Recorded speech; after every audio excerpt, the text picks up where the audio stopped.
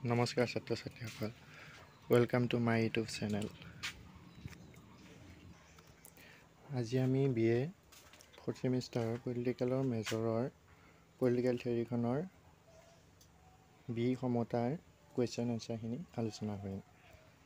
চ' তোমালোকে ভালদৰে মন দি শুনিবা আৰু মন দি চাই যাবা, পাৰিলে নোট কৰি ল'বা। চ' আজি আমি সমতাৰ বিষয়ে আলোচনা কৰিম। পদ্ধতিগত সমতা আৰু বাস্তৱিক সমতা। সমতাৰ প্ৰাচীন ধাৰণাসমূহ অৰ্থাৎ গ্ৰীক দাৰ্শনিকসকলে এনে সমতাৰ অধ্যয়নৰ ওপৰত পোনপ্ৰথমে আলোকপাত কৰিছিল। কোনে কৈছিল? গ্ৰীক দাৰ্শনিকসকলে। চাবা, এইখিনি ভালকৈ পঢ়ি চাবা।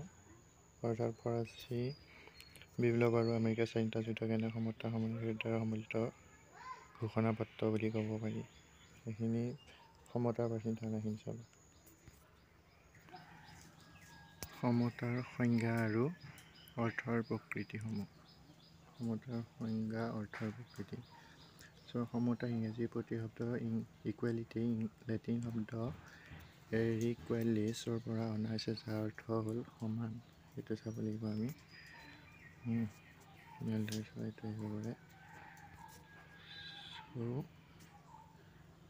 ভালদৰে চাব। ৰাজনৈতিক তত্ত্বত ব্যৱহাৰ কৰা সমতাই সমাৰ্থক শব্দ বা ধাৰণা হিচাপে সমৰূপতা, ইউনিফৰ্মিটি বা একে, আইডেণ্টিয়েল ইত্যাদিক নুবুজায়।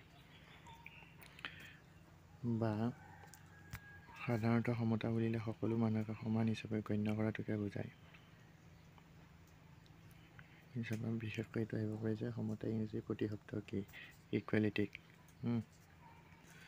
আমি সমতাৰ ওপৰত কিছুমান ধাৰণা যোৱাটো অতি প্ৰয়োজনীয়, কিয়নো কোনে কি কথা কৈছিল, যেনে ধৰা হ'ল বাৰ্গাৰে সমতাৰ সম্পৰ্কে কি কৈছিল, বা আন সময় কোনে কি কৈছিল তাৰমানে সমতাৰ সেই সমস্যা লাগিব। যিহেতু বাৰ্গাৰে তেওঁৰ principles of social and political theory নামৰ গ্ৰন্থত 4ৰ্থ অধ্যায়ৰ শীৰ্ষক দ্য প্ৰিন্সিপালছ অফ ইকুৱেলিটি নামৰ প্ৰবন্ধ সমতাৰ বিষয়ে বিস্তাৰিতভাৱে আলোচনা কৰিছে। অৰ্থাৎ আহিব পাৰে যে 1 নম্বৰ প্ৰশ্ন আহিব পাৰে যে বাৰ্গাৰৰ গ্ৰন্থখনৰ নাম কি? তেতিয়া আমি লিখিব লাগিব principles of social and political theory. তুমি লিখিব লাগিব। বাৰ্গাৰে কি কৈছে? বাৰ্গাৰে কৈছে যে সকলোৰে সমান অধিকাৰ থাকিলেও সকলোৱে সম পৰিমাণৰ সম্পদ আহৰণ কৰিব নোৱাৰে। আইনে কেৱল মাত্ৰ আইনগত যোগ্যতাইহে প্ৰদান কৰে। তাৰপৰা বৈধ সমতা দিয়া আছে, লিগেল ইকুৱেলিটি এণ্ড তাৰপিছত দিয়া আছে সামাজিক ক্ষেত্ৰত সমতা আৰু অসমতা। এইখিনি চাব লাগিব আমি। তাৰপিছত সমতা হ'ল আৰম্ভণি সমাপ্তি নহয়। সমতাৰ কেতিয়াও সমাপ্তি নঘটে। জনসাধাৰণে ৰাষ্ট্ৰ প্ৰদত্ত সম অধিকাৰ বা সুযোগ সুবিধাবোৰ কিদৰে ব্যৱহাৰ কৰে তাৰ ওপৰতে সমতা নিৰ্ভৰশীল। পৰিৱৰ্তনশীল ধাৰণা। সমতাৰ ধাৰণা পৰিৱৰ্তনশীল। অতি সহজতে সমতাই ইয়াৰ আকাৰ সলনি কৰিব পাৰে। অৰ্থাৎ কৈছে যে সমতা সদায় পৰিৱৰ্তনশীল বুলি কৈছে। কোনে কৈছিল? অৰ্থাৎ বাৰ্গাৰে কৈছিল। সমতা আৰ্জিত মূল্যবোধ। বাৰ্গাৰৰ মতে সমতা হৈছে উৎপত্তিগত বা আহৰণ কৰা প্ৰমূল্য। সমতাৰ উদ্দেশ্য হৈছে ব্যক্তিগতৰ অৰ্থাৎ আমাৰ কি হৈছে ব্যক্তিত্বৰ বিকাশ, যি কম বেছি পৰিমাণে সকলো ব্যক্তিৰ ক্ষেত্ৰত পৰিলক্ষিত হয়। ব্যক্তিত্ব বিকাশৰ দৰে সৰ্বোচ্চ মূল্যবোধৰ সৈতে সমতাৰ সামঞ্জস্য ৰখাটো অতি আৱশ্যক। এইটো হ'ল আমাৰ বাৰ্গাৰৰ মতে সমতাটো কি? অৰ্থাৎ বাৰ্গাৰে সমতাৰ সম্পৰ্কত কি আগবঢ়াইছিল বা কেনেকুৱা ধৰণৰ কথা কৈছিল সেইখিনি আমাৰ ইয়াত জনোৱা হৈছে, হয় না? আৰু কি কৈছিল যে আইনগত সমতা, সামাজিক সমতা, অৰ্থনৈতিক সমতা ইত্যাদি। নেক্সট আহিল লাস্কিয়ে সমতা সম্পৰ্কত কি কৈছিল? লাস্কিয়ে কৈছিল যে হেৰল্ড জি লাস্কিয়ে তেওঁৰ এ গ্ৰামাৰ অফ পলিটিক্স আৰু liberty in the modern state নামৰ গ্ৰন্থত সমতাক বহল আৰু বিস্তৃতভাৱে আলোচনা কৰিছে। অৰ্থাৎ লাস্কিৰ মতে কি কৈছে? সমতা সকলোৰে বাবে অভিন্ন সুযোগ সুবিধাৰ অস্তিত্বকে সমতা বুলি ক'ব নোৱাৰি। কি বুলি কৈছে? যে অভিন্ন সুযোগ সুবিধাৰ অস্তিত্বক সমতা বুলি ক'ব নোৱাৰি।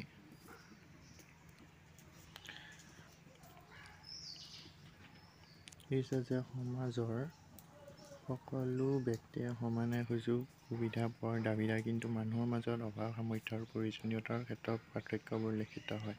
সকলো মানুহৰ চাহিদা আৰু দাবীৰ ক্ষেত্ৰতো ভিন্নতা পৰিলক্ষিত হয় আৰু এনে পাৰ্থক্যক অস্বীকাৰ কৰিব নোৱাৰি, কাৰণ এনে অস্বীকাৰ সমাজৰ বৃহত্তৰ স্বাৰ্থৰ পৰিপন্থী। বৈষম্য দূৰীকৰণ প্ৰক্ৰিয়া। সমতা হ'ল ভাৱধাৰা ঐক্যতা।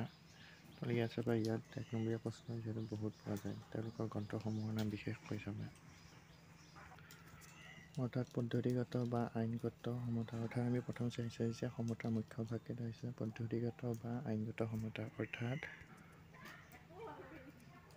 তোমালোকৰ ইয়াত দিয়াই আছে যে পদ্ধতিগত সমতা আৰু বাস্তৱিক সমতা। অৰ্থাৎ মুখ্য ভাগকেইটা এই দুটা কথা কৈছে, পদ্ধতিগত বা বাস্তৱিক সমতা। তাৰপিছত আমাৰ নেক্সট দিয়া আছিলে ইয়াত যে সমতাৰ শ্ৰেণীবিভাগ, সমতা কেই প্ৰকাৰ আৰু কি কি আদি আছে। এবাৰ আমি চাম পিছত।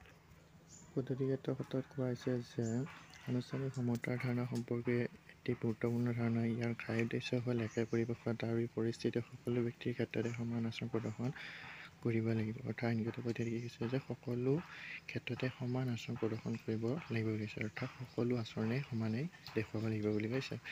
এই প্ৰসংগত এৰিষ্টটলে কৈছিল যে সমমৰ্যাদাৰ সকলোকে সমানভাৱে আৰু অসমান শ্ৰেণীৰ লোকসকলক অসমানভাৱে আচৰণ কৰিব লাগে বুলি কৈছিল।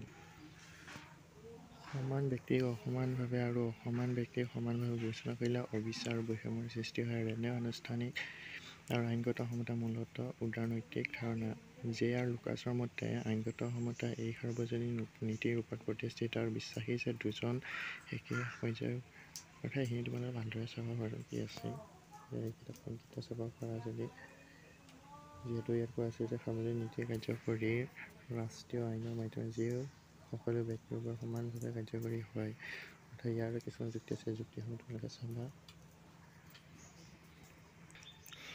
তাৰপিছত নেক্সট আহিল বাস্তৱিক সমতা। যিহেতু বাস্তৱিক সমতাৰ ধাৰণা সমাজ ব্যৱস্থাৰ পিছপৰা বৰ্গ অৰ্থ সামাজিক দুৰ্বল শ্ৰেণীক ন্যায় আৰু অধিকাৰ প্ৰদান জড়িত সম অধিকাৰ প্ৰতিষ্ঠা কৰিবলৈ বিচাৰে।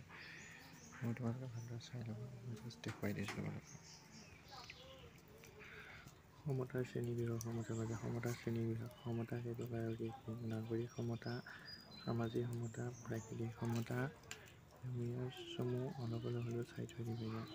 সমতা হ'লে নাগৰিক সমতা হৈছে নাগৰিক সমতাই সকলো নাগৰিক সমান মৰ্যাদা সমান ব্যৱহাৰ কৰাৰ পোষকতা কৰে, সেই চাই থবা। বা সামাজিক সমতা কি? প্ৰাকৃতিক সমতাই সমূহ চাবা। আৰু সমতা আৰু এটা ভাগ হৈছে অৰ্থনৈতিক সমতা। মেইন সেইটো হৈছে যে এইটো অৰ্থাৎ স্বতন্ত্ৰতা বা স্বাধীনতাৰ সমতাৰ মাজৰ পাৰ্থক্য। ইয়াৰ মাজৰ সম্পৰ্ক কিছু পাৰ্থক্য নহয়, সম্পৰ্ক ইয়াৰ মাজৰ সম্পৰ্কসমূহ চাবা যে স্বাধীনতাৰ সমতাৰ সম্পৰ্কৰ বিষয়ে ৰাজনীতি বিজ্ঞানীসকল একমত নহয়। অৰ্থাৎ কিছুমানৰ মতে স্বাধীনতা আৰু সমতা দুয়োটা বিপৰীতধৰ্মী বিষয়। এইখিনি ভালকৈ চাবা, এইখিনি সেইবোৰে ফিক্স তাৰমানে।